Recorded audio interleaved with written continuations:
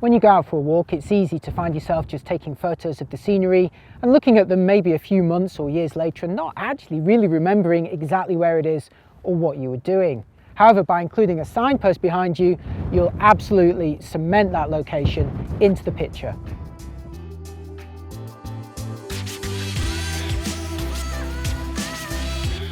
If you're out for a walk, it can be nice to have a photo that actually tells you something about your location or even about the activity itself. In terms of this walking path here, this is actually the South Downs Way, and I know that because that's what's written on the signpost behind me. Now I could take a picture of this track at any point along it, but I like including this sign because it anchors it, it tells me where I am, it tells me what the activity is. Now in terms of photographing a signpost, you could just stand right in front of it and take it, but I like to shoot them from an angle because then the sign is actually pointing into the scene. It makes it more dramatic and more dynamic. It also means, if you can include the path, that it too is angling away into the shot. So in order to make this picture interesting, it's important to think about the composition. And here I've positioned the horizon roughly in the middle of the frame, towards the bottom third. And I've turned on the grid lines on the camera display here to help me compose the shot better. In terms of composition, I wanted to go at an angle to the sign so that it's more dramatic. I want the sign to actually be pointing into the photo. And here's the path along the bottom. I want to make sure that I've got the actual path itself and the sign so that this tells me where I'm going, what I'm doing and what the activity is. And it's a lot more dynamic having this sign moving diagonally across the frame.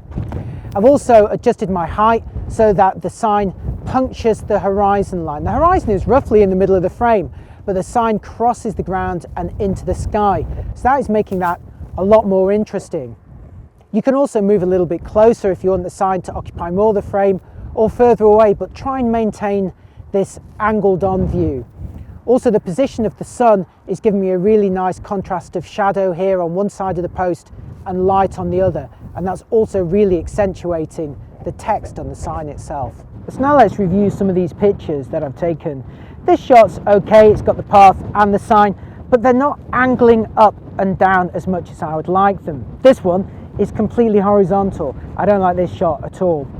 This one's a bit more dynamic and exciting. This one is a lot more exciting. I really like the angle of the sign here, but unfortunately by pointing the camera up, I've missed out on the track. It's a nice shot, but it's not what I want from this particular composition. And just to illustrate the impact that lighting can have on a windy day like today where the sun is constantly going in and out, here's a shot where the sun had gone in, and see how that sign just looks really flat in comparison to this one with the direct sunlight. So if the sun is going in and out, I'd say it's worth sticking around for those nice bright highlights and dark shadows. This one's a bit better, but this one's my favorite, I think, because I've got the sign angling up and I have the path angling down. Meanwhile, the sunlight looks nice on it. This is the one I'm going to go for.